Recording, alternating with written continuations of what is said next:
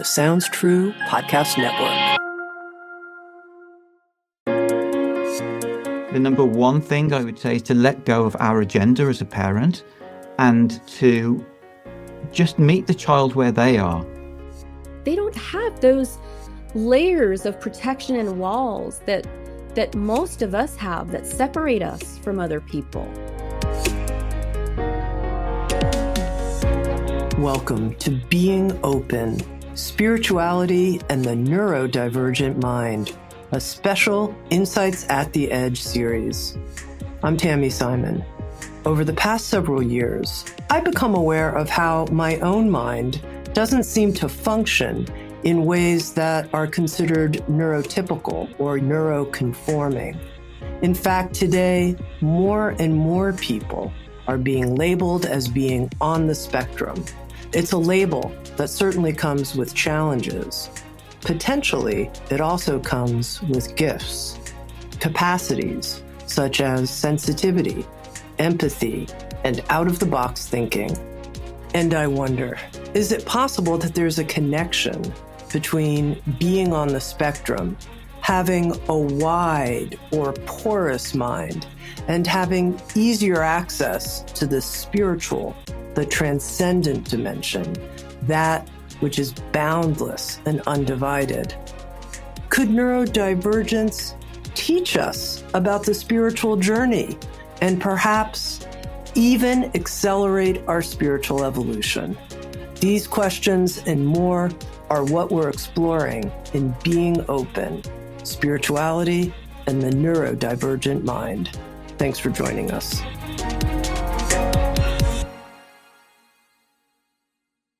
In this episode, I talk with two remarkable guests on neurodivergence and parenting, and how their autistic children challenge them to grow in unexpected ways, and why they've become advocates now for reframing how we look at autism. And now, here's my conversation with Guy Shahar. Welcome to this special series on spirituality and the neurodivergent mind. My guest is Guy Shahar. Guy is an energetic healer and a heartfulness meditation practitioner. He wrote a book called Transforming Autism: How One Boy's Life Was Renewed, and he shares his journey with his son, Daniel, who was diagnosed as a toddler as severely autistic. And we're going to learn more about that journey of transforming autism. Guy has also created a TED Talk called The Beautiful Reality of Autism. And he co-founded a nonprofit on transforming autism as a way to empower families to build relationships with their autistic children. Then, ready for this, at the age of 46, this was in 2018, Guy Shahar himself was confirmed as being on the spectrum, and we're going to learn more about that and Guy's personal insights into spirituality and the neurodivergent mind. Guy, welcome. Thank you very much, Tami. Glad to be here. To begin, and as a way to bring yourself forward with our audience, can you share a bit going back in time to the birth of your son, Daniel, and the journey that your family has made together? So Daniel was born in 2009. In his first year, everything was fine. He was a little bit slow in his development, but, there were no major issues. When he was coming up to about 1 year old, between 1 and 1.5, he began to withdraw. He began to sort of, disconnect from us. He went into his own little world.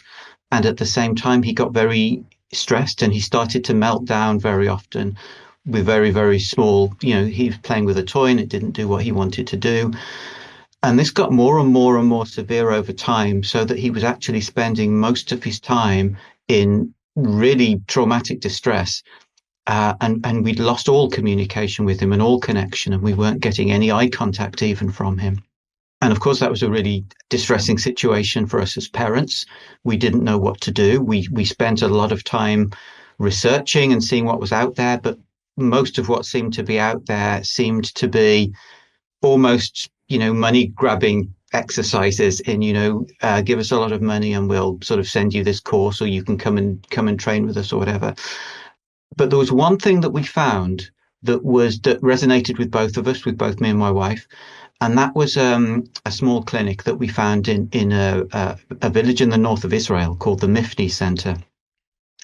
And they specialize in taking young children up to the age of 2 who are autistic and sort of working with the child, but more importantly, and I'm sure we'll be talking more about this during the conversation, working with the parents of the child and helping to teach the parents how to make a connection with the child, how to understand the child, how to respond to the child in a way that makes the child feel understood, makes the child feel that they've got a safe environment, where it makes the child feel that they can express themselves, and what they'll get back is something that's in resonance with what they're putting out, rather than something that's so blatantly at odds with it, which is the experience of the vast majority of autistic children, if not all. And when we started to learn this, and when we started to put it into practice, our entire quality of life and his entire quality of life completely transformed.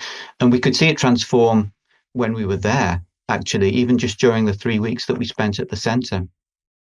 A small story that I always tell is that when we were going to Israel, when we were getting on the plane, it was terrible.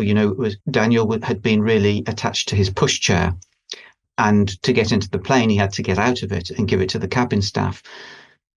That caused an enormous meltdown, a really severe one on the plane. We nearly got thrown off the plane, but he managed to cry himself to sleep. So we actually managed to get to Israel. And the first few days were really difficult, going from place to place, just making our way to the place that we were going to end up in. And coming back was a completely different story. Coming back, he sort of very gladly, see, I always tear up when I tell this story, so forgive me if that happens. But he very gladly got out of his pushchair with a big smile on his face, gave it to the cabin staff, then took me on one hand and my wife on the other hand, and we walked onto the plane together, smiling, happy, and we had a really pleasant flight back. It's a really small story, but it really shows the powerful difference that just learning to connect, learning the very basics of responding to your child and building a connection with your child can make, when autistic children are so commonly misunderstood. If you were to summarize for parents, here's the key. Let's just go with the top 3. Top 3 things you learned about making this connection. So it's not easy. I mean, but it's very rewarding, because the skills that we learn when we do it are the skills that will make our lives better as well. But I would say number 1 is to let go of our own agenda. Very often as parents, we're feeling that we know what's best for the child. We feel responsible for bringing that about.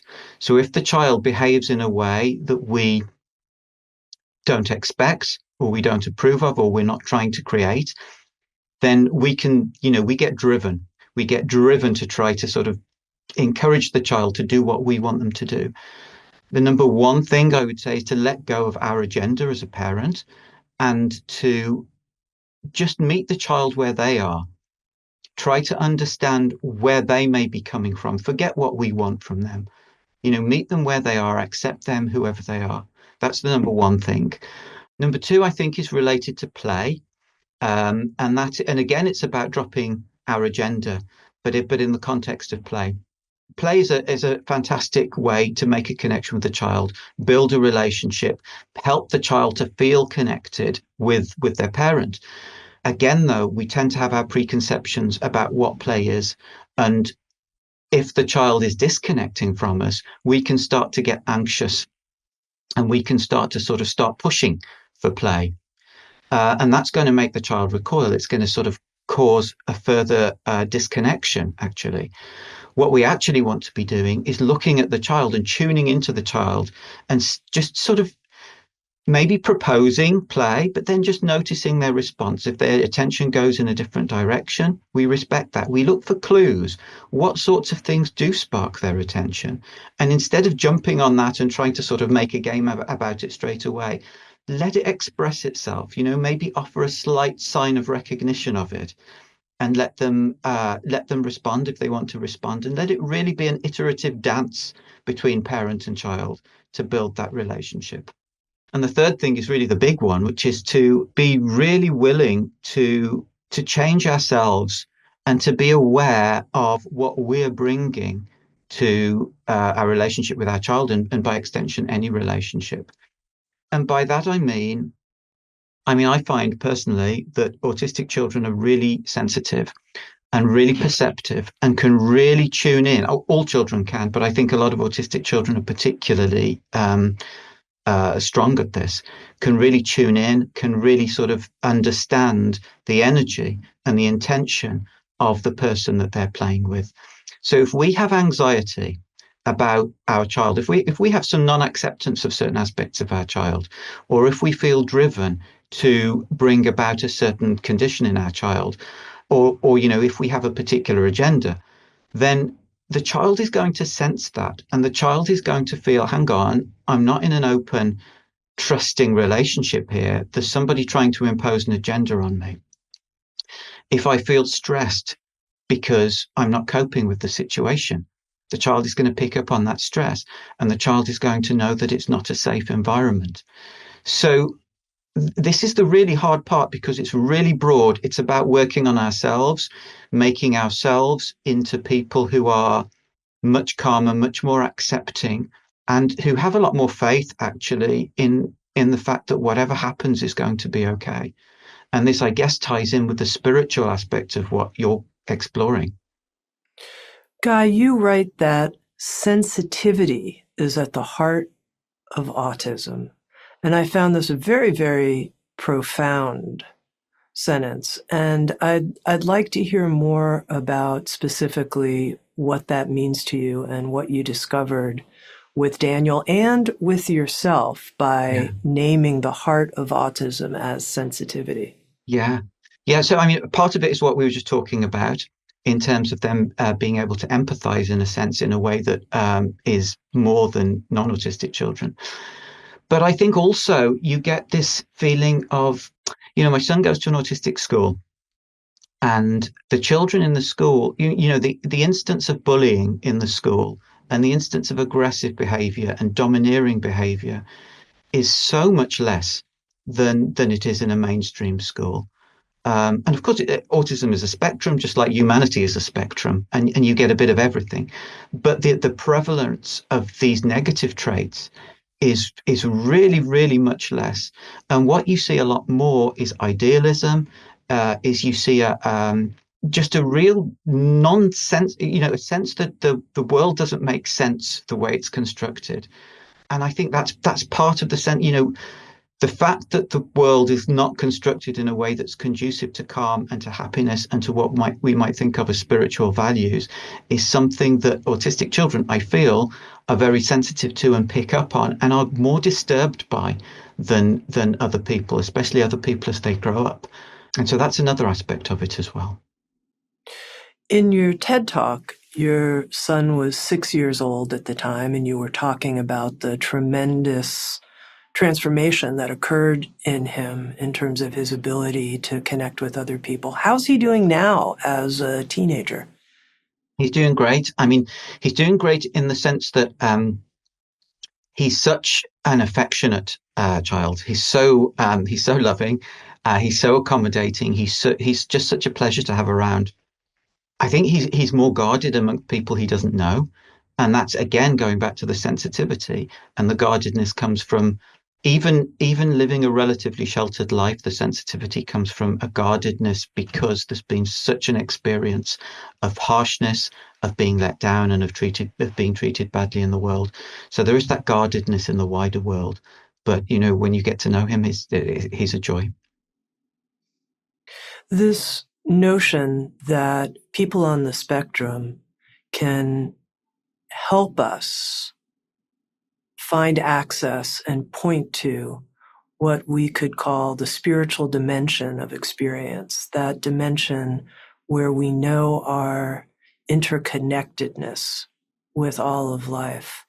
Could you share with me some how Daniel has been a teacher for you in that regard? I think because I have such an active spiritual life myself, I was already very connected with that side of life anyway. But I mean, I guess what he's done is reinforced that. And he's really sort of helped to legitimize it a lot, because for him, it's so natural. For him, he's so naturally drawn to, as we were talking about, these very altruistic and idealistic values, but also to, for a child, I mean, he does the same meditation now that we do. And you can see that he really feels it, and he's really affected by it in his whole being, and his whole vibration changes when he does this meditation. And he just tunes into it so much more easily than most people coming to it for the first time.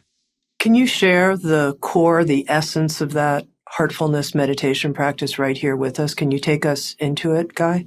Yeah, it's a meditation practice. It was rediscovered about 100 years ago, and it's based on an ancient practice actually of yogic transmission. So it's the transmission of divine energy during a meditation sitting. And what we do is we sort of have individual sittings with a trainer. So you have a trainer, and to begin with, they give you 3 sittings. And what happens during these 3 sittings is that the accumulation of impressions and sort of density and grossness that we've got through living in this world, through all of the experiences that we've had, this is cleaned to the extent that we're able to access this transmission by ourselves. So we can then do the meditation every day, and we feel the essence of it within us. And, we start with the thought of the source of light being in the heart.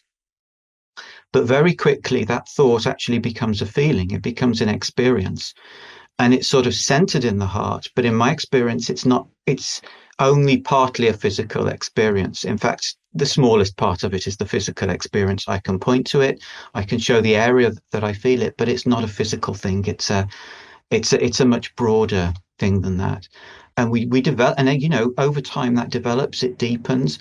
And it gives us a level of, I guess, a sense of protection, a sense of well-being. It gives a sense of faith. It's not like you hear a lot of people saying, oh, you need to have faith, and then you will, this will open doors for you. But it's almost like heartfulness results in faith. I almost see faith as a condition that results from, the practice of meditation and the experience of deeper states. So there's a clearing such that this light quality, energetic light in the heart, is contacted and then becomes something you can attune to again and again. And how does that relate then to the birth of what you're calling faith? How does that, in your experience? In my experience, that relates to faith in the sense of what it produces in daily life and the experience of daily life.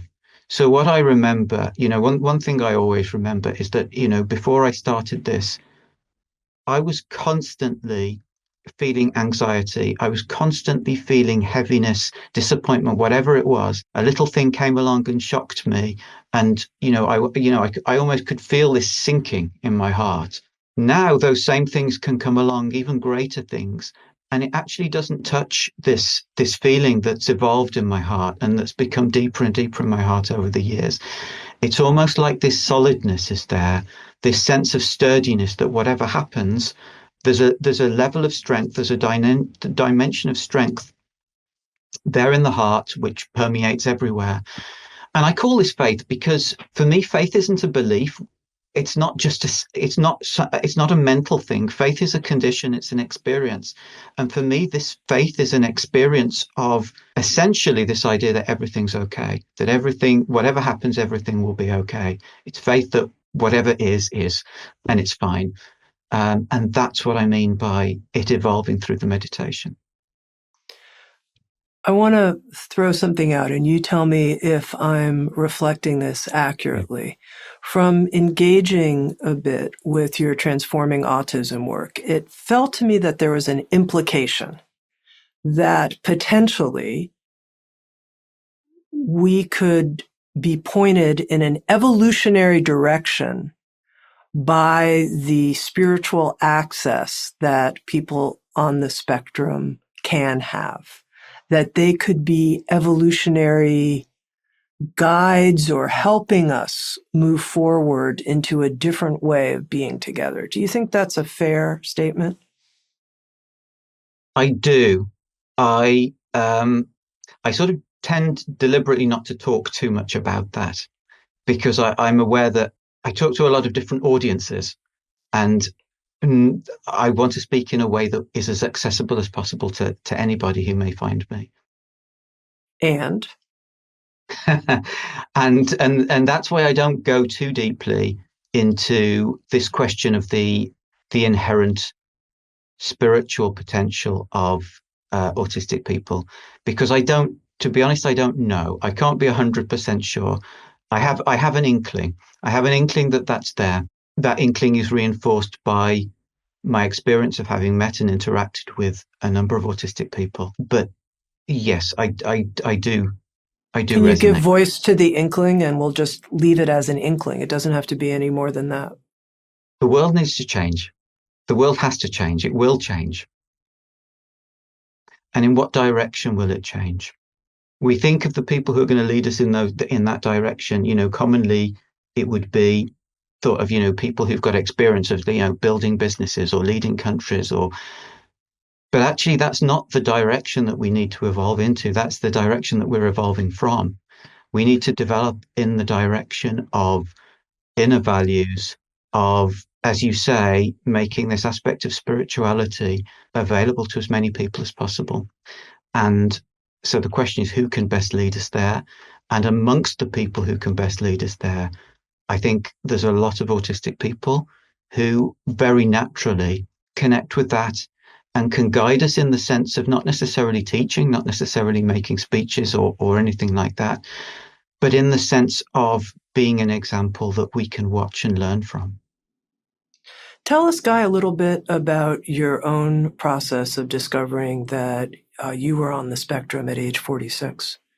So all through my life, I've had difficulty fitting in to society. I mean, just as I was saying about autistic people, children, I've also always found that the way that the world works doesn't make sense to me.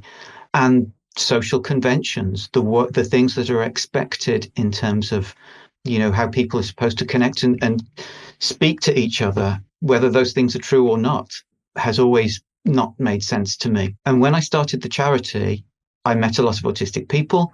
I just ended up talking to a lot of specialists and experts, and it became really clear to me that I was actually on the spectrum because I had so much in common with those people. And I actually remember saying to one of them once, confiding them, do you know what? I think I might be autistic. And he said to me, well, of course you are. Do you think I'm stupid? Of course you are. I mean, this is an autistic person. And he just took it for granted that I was autistic.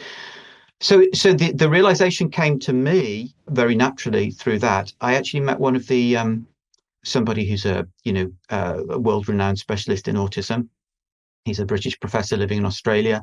He came to the UK to do to visit his family. I did an interview with him for the charity, for the website of the charity. So I met him a couple of times there, and I just asked him the question: "Do you think I might be autistic from what you know of me?" And before I'd even finished the question, he said, "Yes, it's really obvious. I've had 40 years of experience of this. It's very clear." But he also said, "You probably won't get a diagnosis because there are not many people who are specialists in diagnosing autism who have an understanding of what autism looks like in somebody who's lived for 40 or 50 years without knowing that they're autistic and have adapted to the world." And yet I even did go and visit a specialist at one point before I met this guy. And the specialist, he almost laughed at me. He said, "You can't possibly be autistic because you looked at me directly in the eye and gave me a direct answer to the question." And this was a specialist whose job it is to diagnose people, adults with autism or not with autism. And so I gave up on the diagnosis route because the specialism isn't there to be able to really understand, the process that autistic people go through in order to adapt to the world. But I'm satisfied for myself. It's very, very clear to me.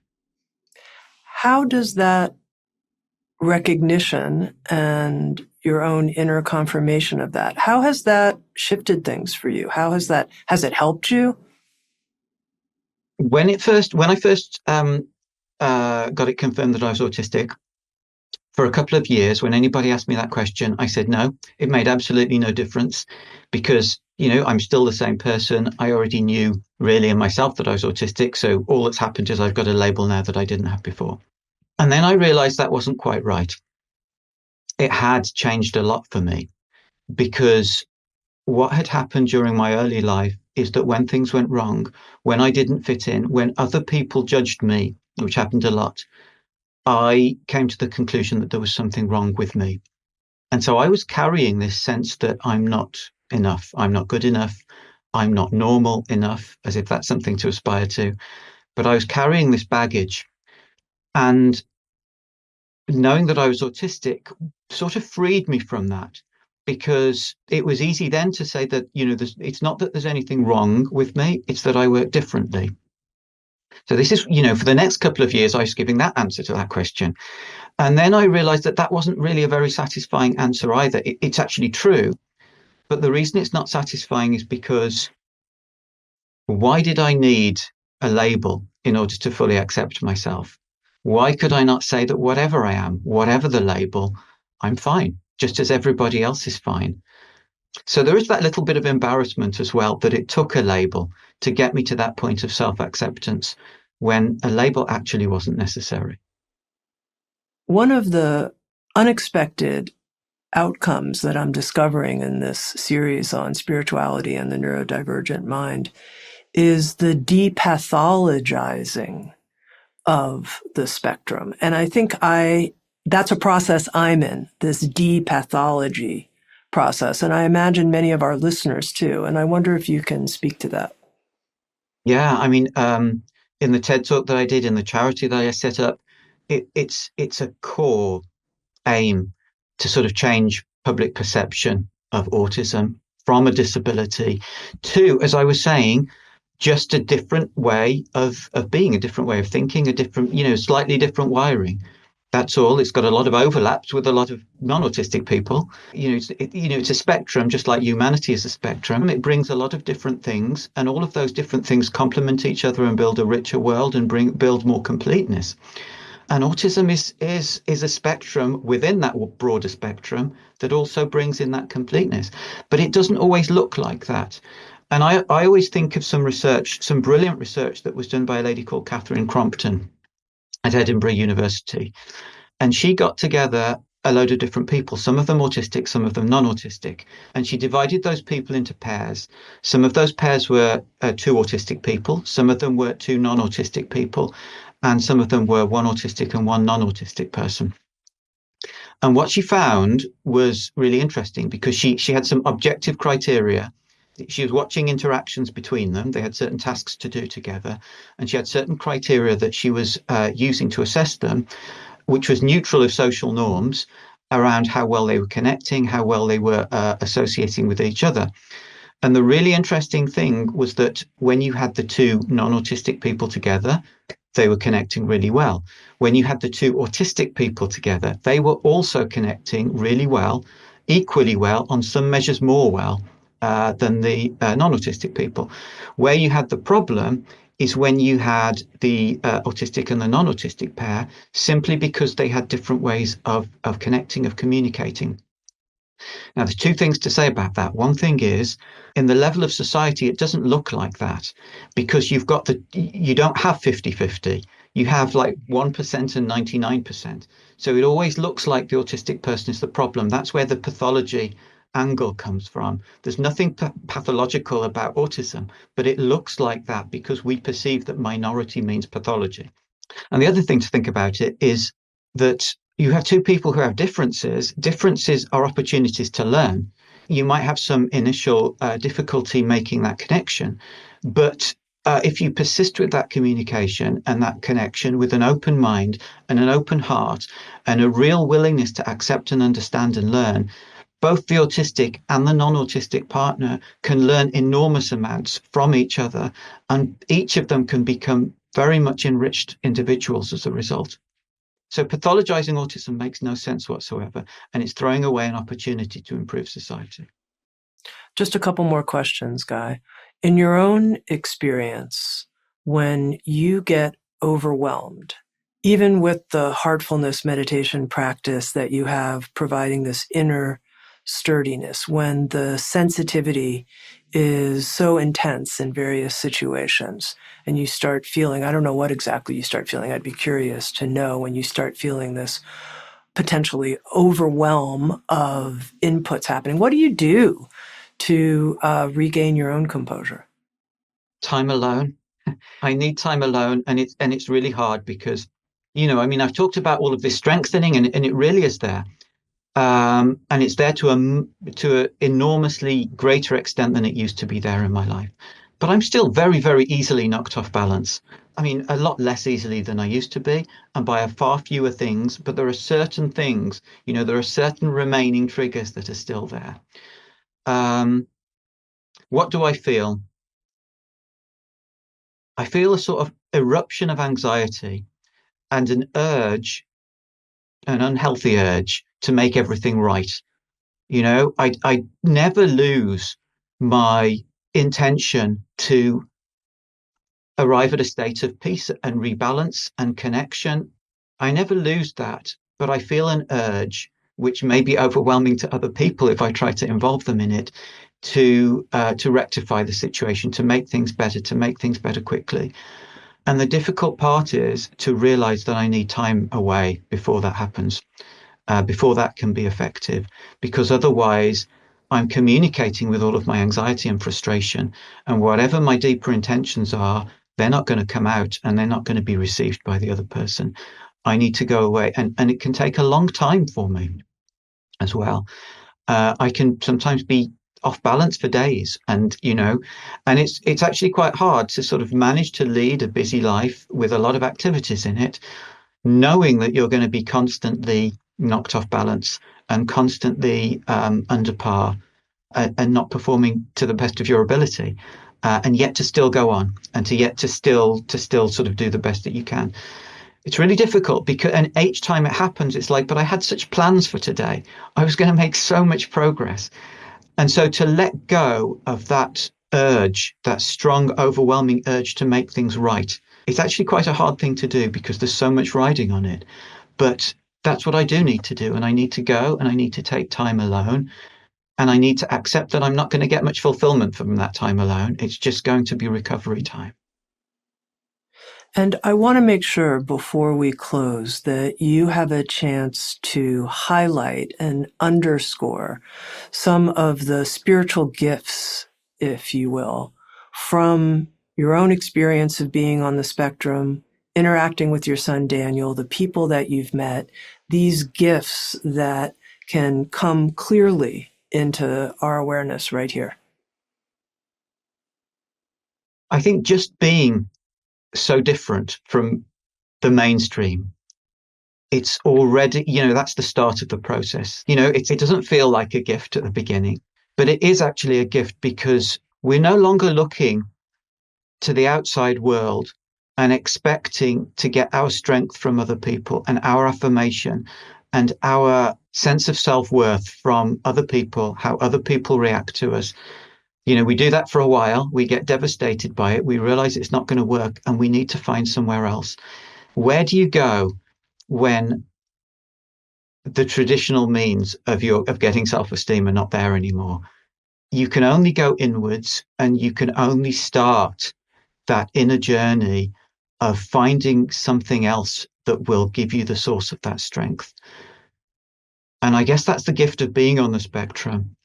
And the gift of being a parent of an autistic child is that they reinforce that because they're bringing the same energy and they're reinforcing that, and you're guiding them as well at the same time. It's a very much symbiotic thing, and it's so mutually satisfying.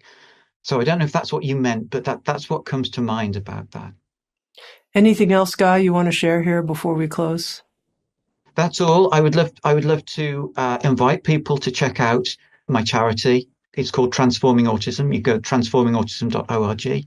Thank you so much, Guy Thank you. Shahar, thank you for your beautiful heart and for being part of this series on spirituality and the neurodivergent mind. Thank you. Thank you so much, Tami. Next, I talk with Dr. Melinda Edwards.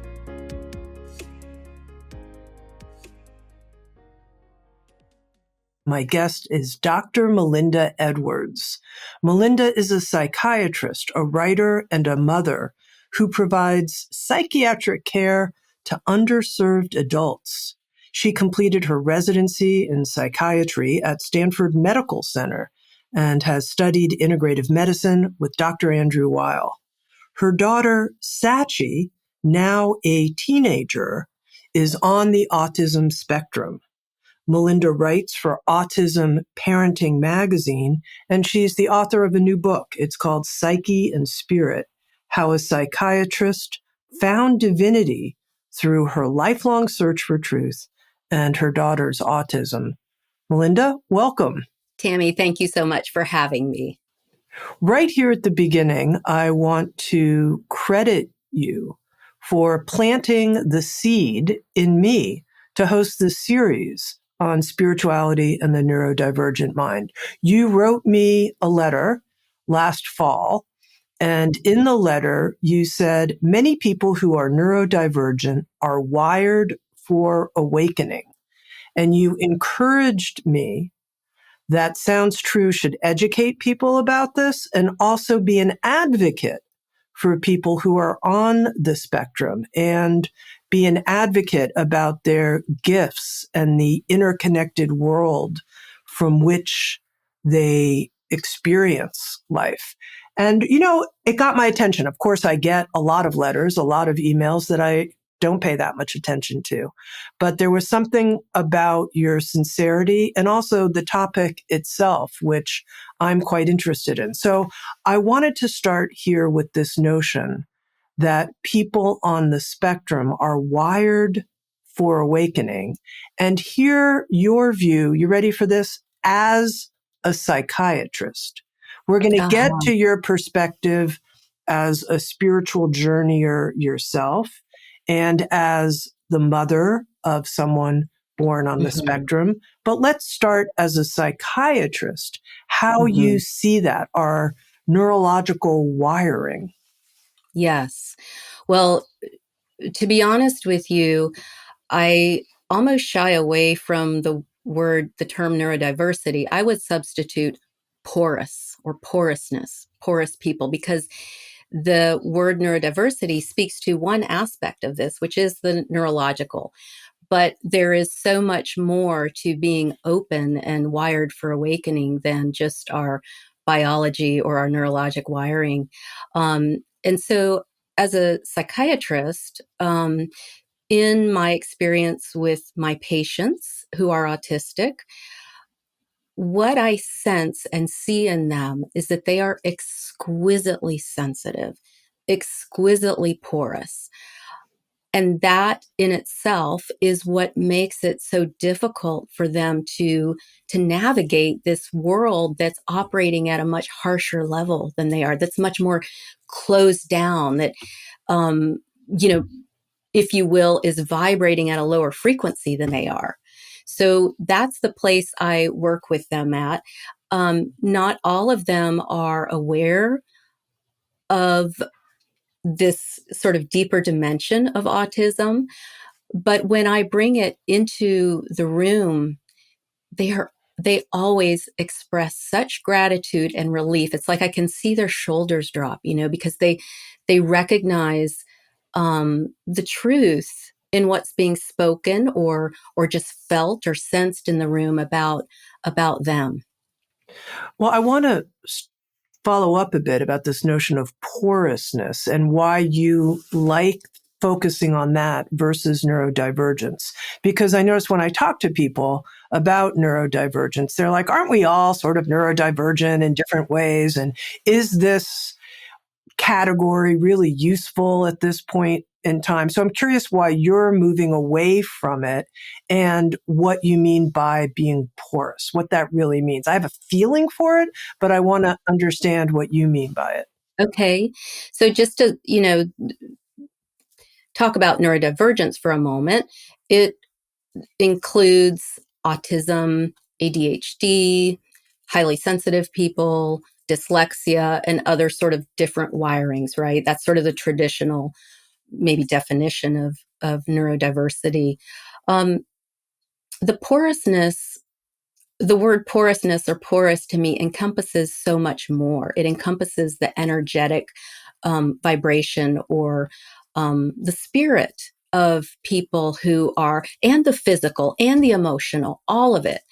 And I don't know if it's time to move into my experience with my daughter yet. In my experience with her, when she was born, she brought with her this, again, it's hard to find words, but openness, porousness, love with a capital L, love. And everybody could sense it that came into our home. She was also exquisitely sensitive on every level. Every time I took her to the grocery store, anywhere out in public, she would scream out in pain. And I didn't know what was going on at the time, but the lights, the sounds, all the people absorbing so much more than most of us are. So this porousness. And when she was diagnosed, that awareness of her openness, her exquisite sensitivity moved more into the background because I bought fully into the medical paradigm of this being a disease or an illness or a disorder or something to be fixed.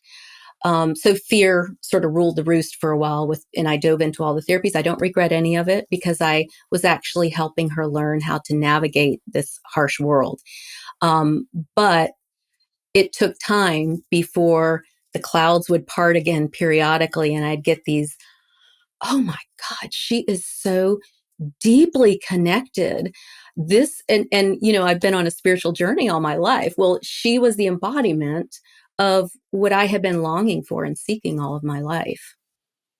It's interesting. The word porousness is something that I can really feel into. And when I feel into it, the sense I have is that information is coming in from every direction, from below, from the side. It's like coming in full body. And when I focus more on a neurological phenomenon or even this, notion of being wired in a certain way, it's more like I go into my brain and nervous system versus this expanded, dissolved field. So I wonder how you sense that in your emphasis on this word.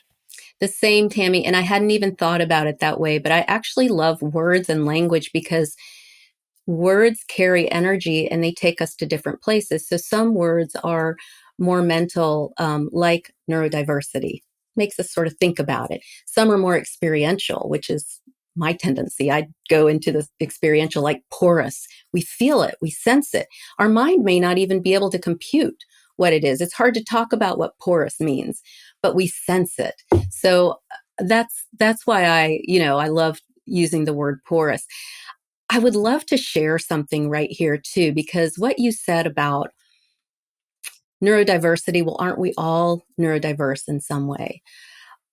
And I want to share a personal story that just happened a few weeks ago for me, that I think demonstrates a couple of things that I have found to be so true. One is that everything that comes up in us is a potential doorway back home to what we all really are, which is love, which is porousness, which is, the awakening path in my experience is a journey of becoming more porous and open.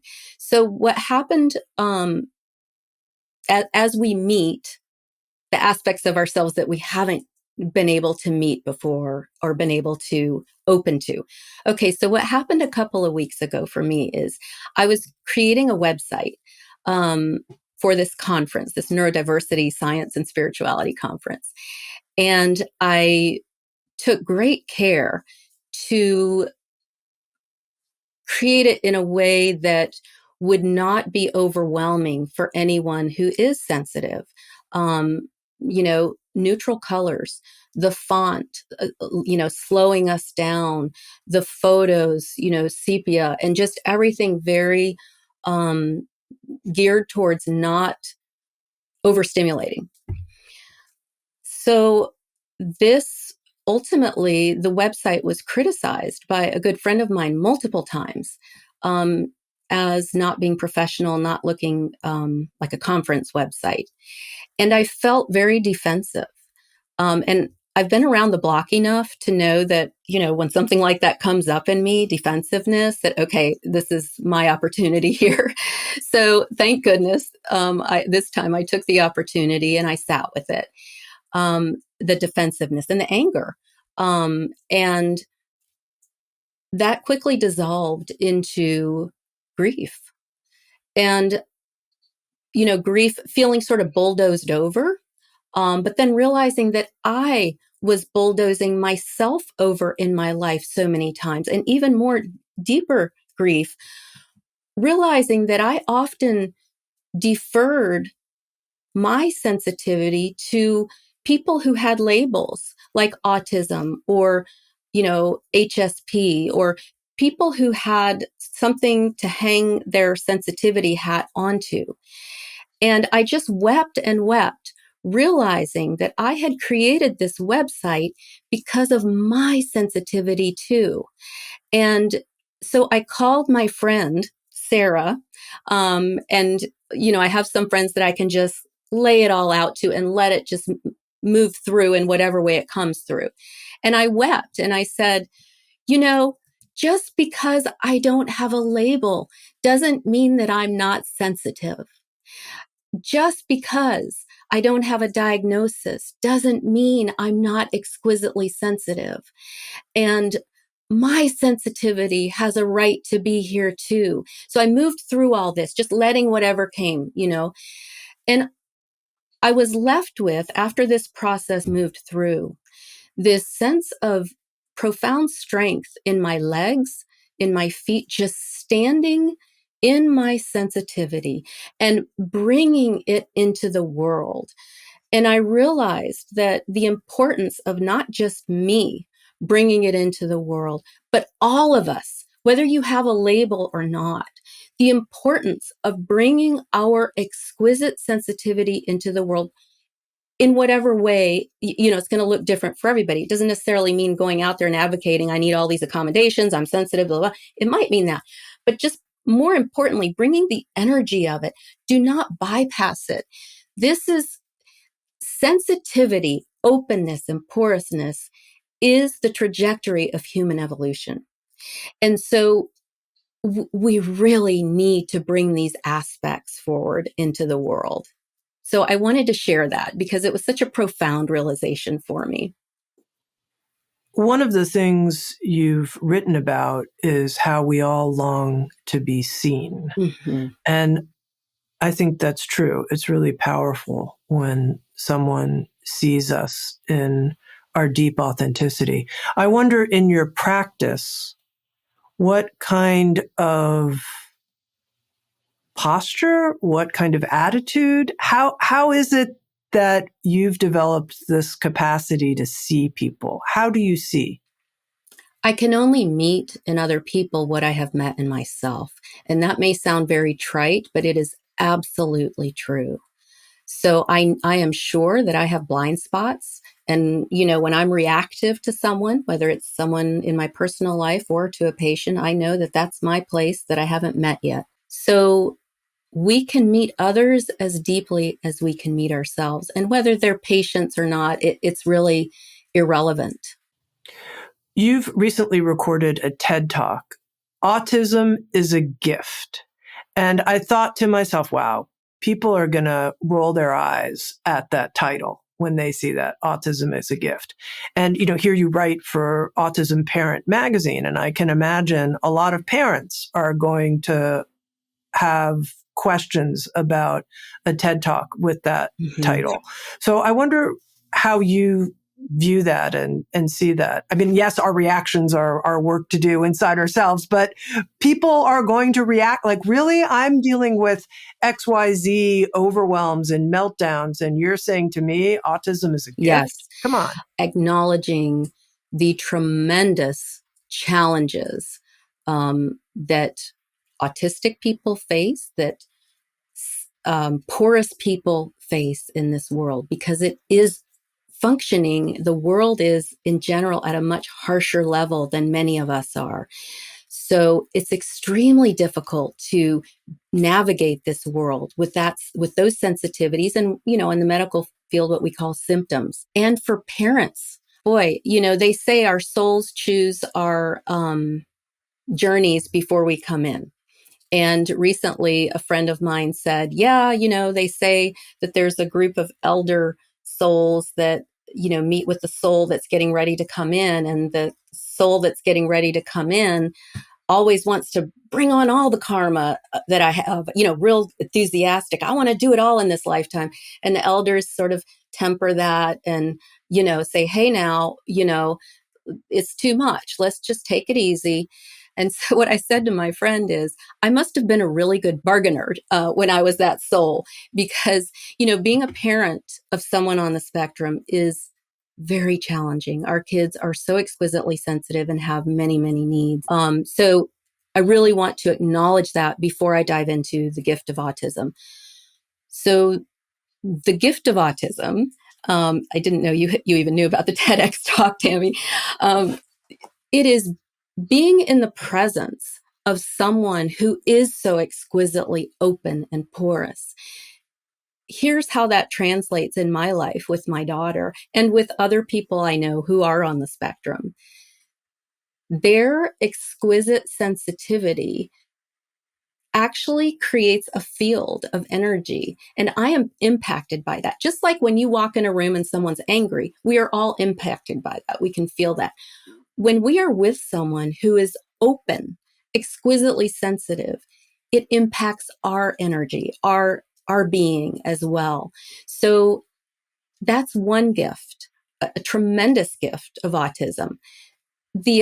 Another gift is that from my perspective, they are breaking the path for human beings to open more and more to this porousness, to this non-separation, to this exquisite sensitivity that we all really are at our core. We develop these defenses and walls as we develop our individual sense of a me, but those aren't who we really are. They're just defenses. I'm going to ask you a strange question at this point here, which is, I'm going to speak personally just for a moment. I have a natural openness, and it's been part of my draw to meditation and dissolving in space, particularly using the exhale in meditation to dissolve, dissolve, dissolve. And what I noticed both in my own experience and when I taught people meditation practices that increased their porousness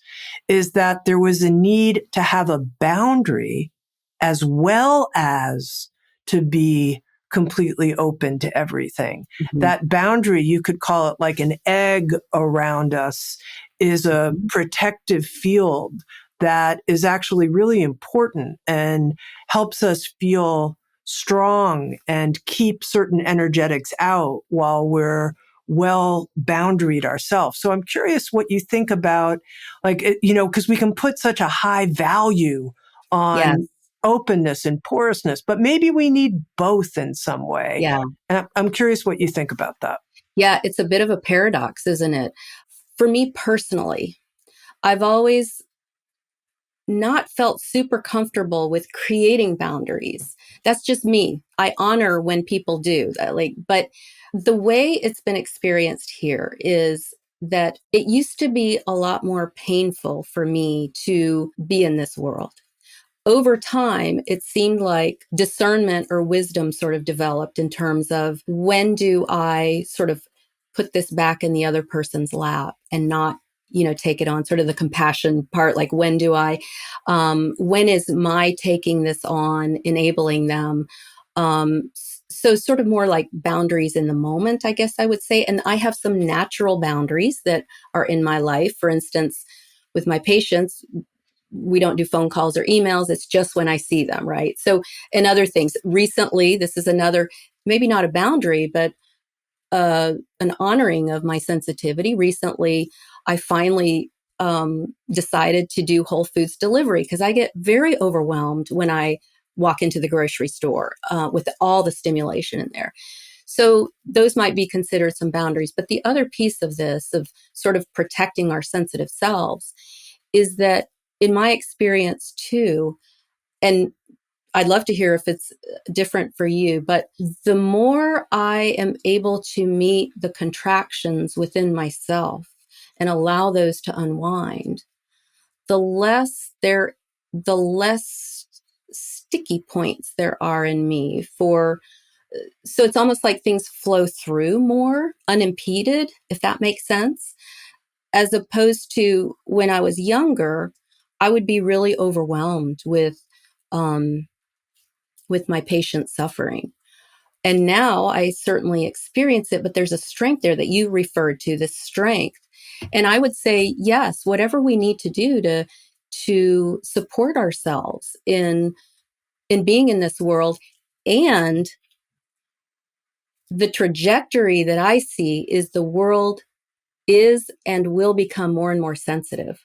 So keep bringing that sensitivity in, even as we support ourselves in compassion, so that we can get through our day and not, fall apart because we're absorbing so much more.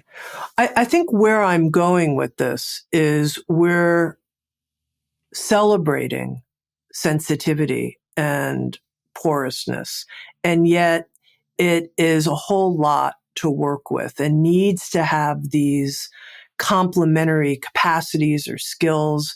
And I'm curious how you see that in your parenting and how you see it with the neurodivergent patients you work with. What's needed? What capacities are needed so that we can navigate this openness effectively? Mm-hmm. Well,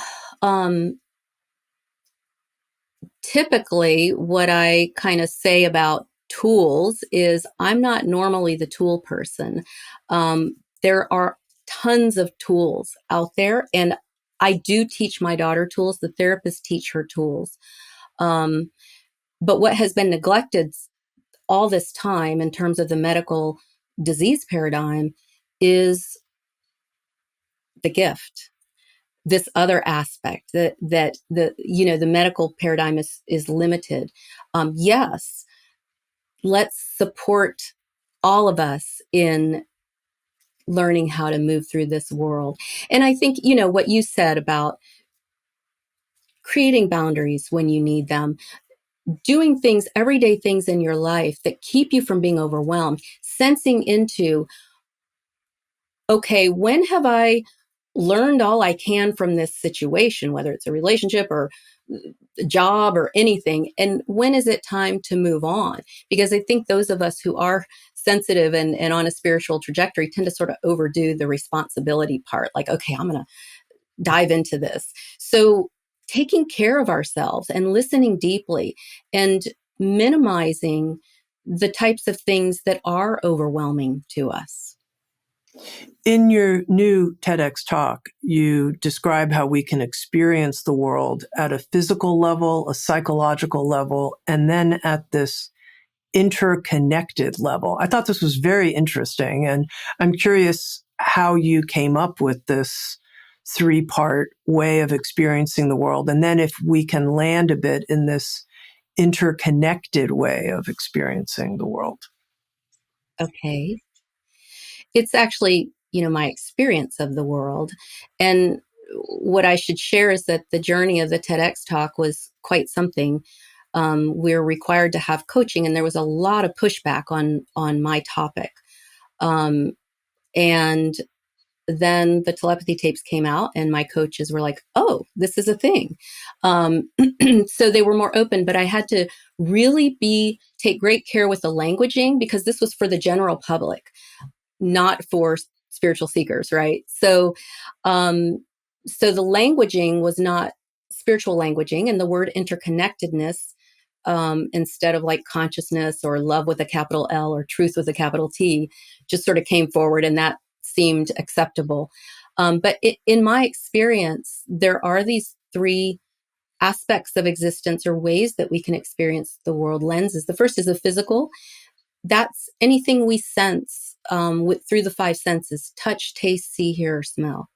The next is the psychological, and it doesn't just mean psychology or therapy or issues or trauma. It's thought, emotion.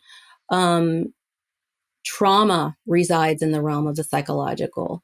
And the third is interconnectedness.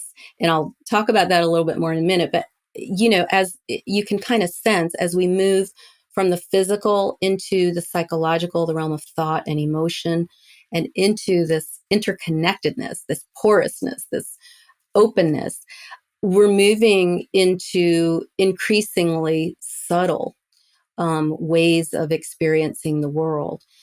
So the interconnectedness is, in my experience, what we all are at our core. And whereas individual human beings, points of consciousness, where we're all journeying back to. And most of us, particularly Tami, the people we're speaking to who are drawn to you, have had experiences of that, maybe when they're meditating or just in life, experiencing this oneness, this connection with everything and everyone. And your working thesis, if I understand it correctly, is that people on the spectrum have this natural interconnected knowing, or coming from that space. You say L with the love with a capital L, and that we are misinterpreting their symptoms as other kinds of acting out or behaviors we need to cure, versus feeling into and respecting this interconnected space. Tell me how you got there. Okay. Primarily through my daughter. But you're right that, in fact, autism is often described as a lack of connection. But with my daughter, my experience, I threw her into all these therapies. I was involved in all the therapies, trying to help her be more normal. And it pains me to actually say that, but at the time, it was from fear that she wouldn't be able to be independent when she's older. I'm a single mom. Who would take care of her? Fear that she wouldn't be able to love and be loved, because that's really what, in my heart and mind, that's what being a human being is all about. So I threw her into these therapies, and I would watch the therapists and learn from them, learn tools, how to help her navigate the world, but also how to help her be more normal. And I started to see that her symptoms were often a reflection of a deep connection, that she wasn't disconnected. It sort of brought me back to my original sensing of her when she was born, that got kind of overruled by my fear after her diagnosis. So I'll give some examples of how her symptoms were, paradoxically, it looked like she was disconnected, but it was a sign of deeper connection. So one common symptom in autism is lack of eye contact. And Sachi hardly ever looks at anybody. And so when she was younger, I worked for years with her therapist, trying to get her to look at people, thinking she'll never get a job. She'll never have friends if she doesn't look at people. And then two of my close friends who are autistic shared with me separately, and using the same words. They said, the reason I don't look people in the eye is because it's like staring into their soul. And I got it. I mean, it gives me goosebumps right now. I got it, that they don't have those layers of protection and walls that most of us have, that separate us from other people. So that's one example. Another is my daughter just never understood pronouns. She does now some, but he, you, she, me, I. I worked for years trying to get her to understand pronouns, and her therapist did too.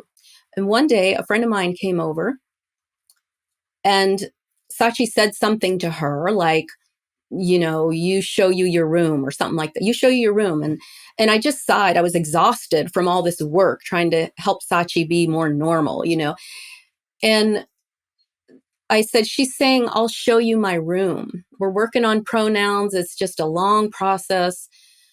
And I sighed.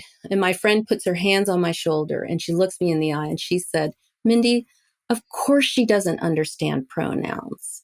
To her, there isn't a you or a me. There's no separation. This friend is deeply intuitive. And it was just this aha moment, the rug getting pulled out from under me, like where, oh my goodness, I've had this all wrong. And then another classic symptom is meltdowns. People on the spectrum are exquisitely sensitive to sensory input, and it can be physical input like lights and sounds and tastes and touch, or energy or other people's emotions. And it can overwhelm them, their whole system. And so sometimes that does result in a meltdown, just like, screaming or yelling or crying or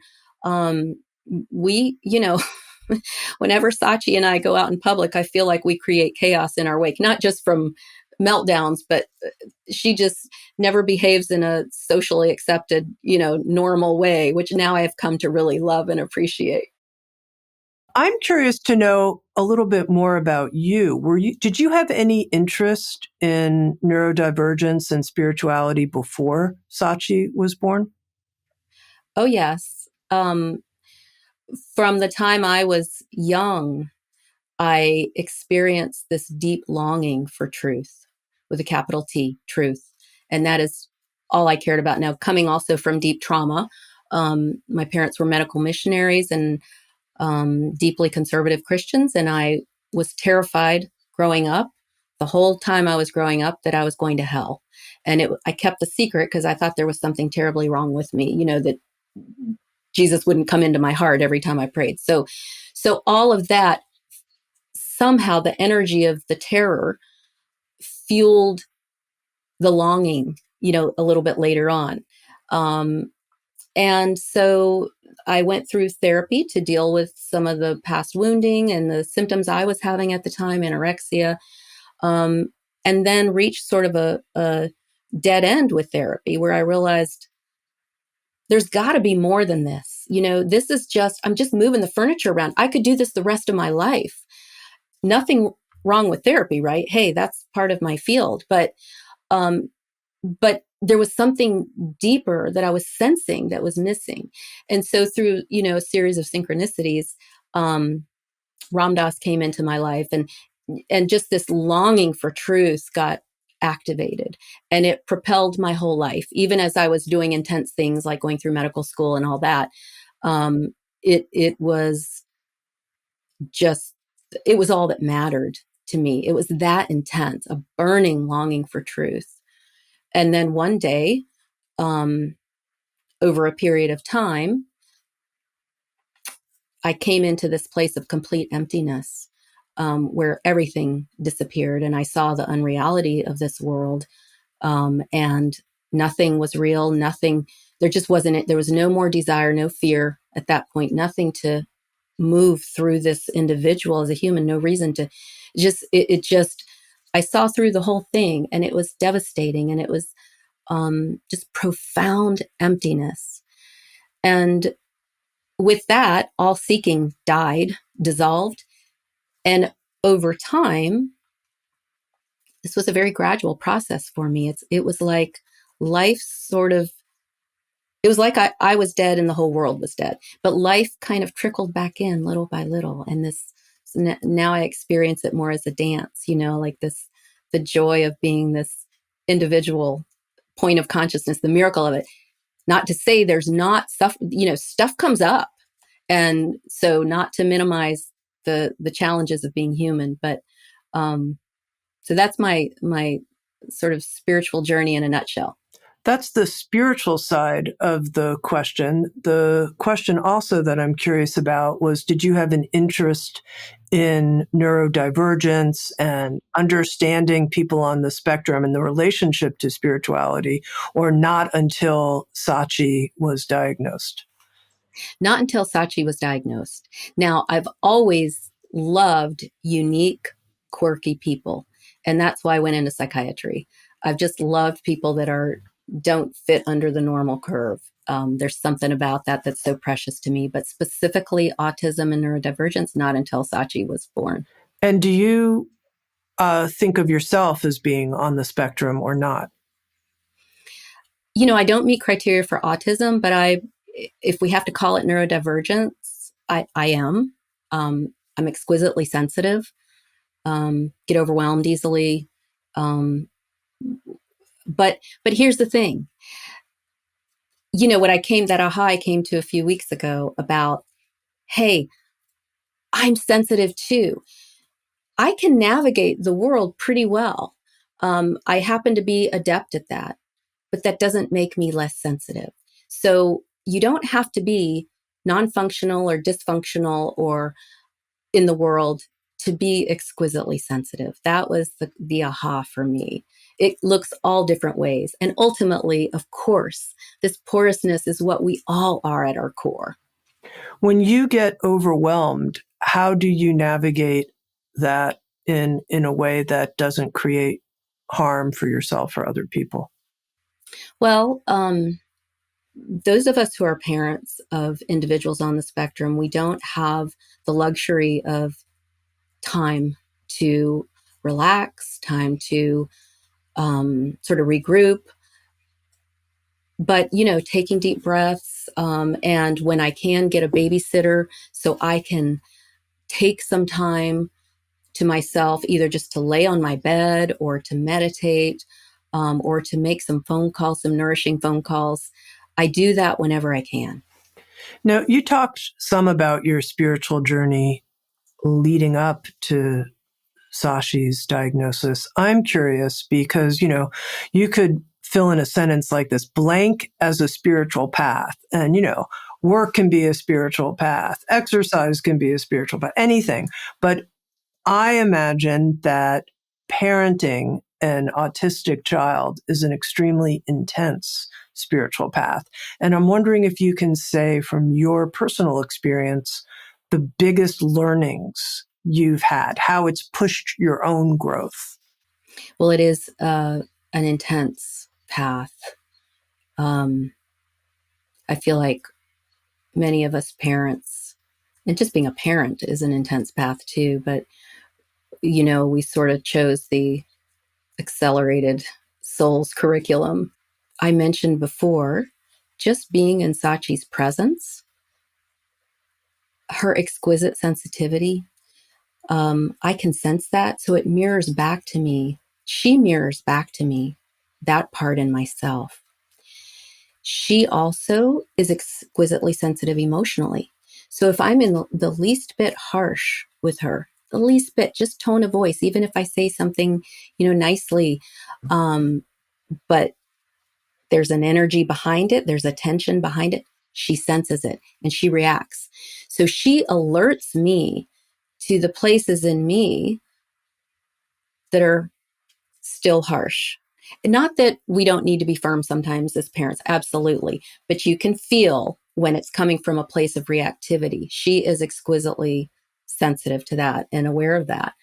My reactivity to her is my own journey. Just like you said, life, everything is a doorway. And I get lots of opportunities. And those of us who are parents get tons of opportunities to be with our own reactions. I'm curious, when you find yourself being reactive, you mentioned you can, go shut a door, be alone. What's the inner journey, if you will, the psychological journey that you make when you feel reactive? So in my spiritual practice, I did a lot of Vipassana meditation. So what I've discovered is, for me, and I think probably for most of us, is that emotions are born out of physical sensations. And so when they're born, then our mind labels it as anger, frustration. But to me, going to the source is being present with it in the body. So the heat in the heart, or even if it's just the tightness in the jaws, or just putting my attention on my body is the most common technique that I use. I mess up all the time. I mean, I have hollered at Sachi, and she has cried, and we both cry afterwards and work our way through it and talk about it. And I, tell her I'm so sorry. So I don't want to sit here and say I'm always using these tools. And no, I'm extremely human. And I mess it up, or maybe it's not messing it up. It's coming to the other side with my daughter. You've created an organization, a nonprofit called Living Darshan. And can you talk a little bit about what its goals and purpose are, and explain the word darshan to people who are unfamiliar with it? Okay. So darshan is recognizing the divine in another being. That's what that word means. And so Living Darshan is a nonprofit that's really dedicated to deepening the understanding of autism in the world, bringing forward these deeper aspects, recognizing the divinity in autistic people, and in so doing, recognizing our own divinity, because they are reflecting back to us what we are at our core. So with Living Darshan, we have sort of our education and outreach branch, which is just helping share this deeper understanding and supporting people in experiencing this, that it's not just about autism, it's about all of us. And the other aspect of it is that we plan to build a residential and retreat center. The residential part will be a long-term residence for adults on the spectrum. And the retreat part will be people from the community, from all different parts of the world, can come and either stay on site or participate in day programs in order to be able to deepen their own awakening and be sort of in this energy field of openness and porousness in the process. One of your, I guess I'll go so far as to call it claims, is that people on the spectrum are evolutionaries, that they are pushing forward our collective evolution. And I can imagine there being some level of disbelief in people when they hear that. And I wonder if you could say more about your conviction around this. I guess the disclaimer would be is the people that I know who are on the spectrum. I don't know everybody on the spectrum. And so, just starting with that, it's my sense. It's a deep knowing. And I guess aligning it with my own individual trajectory of my spiritual journey, becoming more and more porous and recognizing these beings as extremely porous. My sense is they are breaking the path for us energetically, and just by coming into this world. Now, some people feel like they have come into this world specifically for that purpose, and many autistic individuals have actually voiced that they are here to deepen the consciousness of human beings. I want to end on this note, Melinda, where you take us into the experience of interconnectedness and love, if you will. Meaning, I think a lot of us touch it, but to actually spend time and inhabit that way of experiencing life. Maybe you could take us into it and describe it for us from the inside. So it is something that's really difficult to put into words, but maybe the people who are listening would recognize it from when maybe they've been meditating or maybe looked at a magnificent work of art or been surfing, or, we've all experienced these moments of oneness spontaneously. When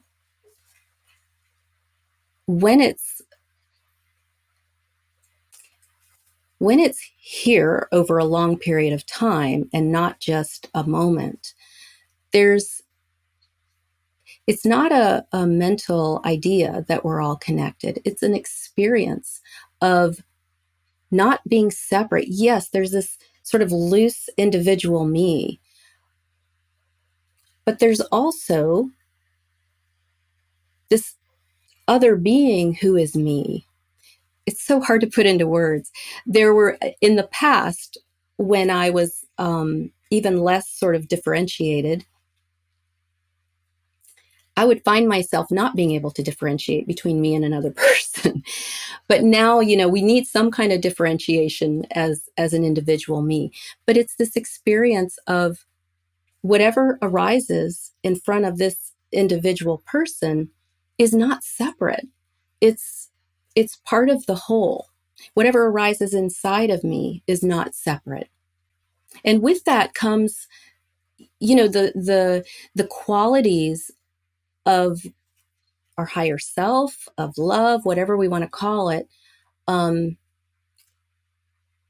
bloom or are experienced from that place, like compassion or joy, the mystery, the awe.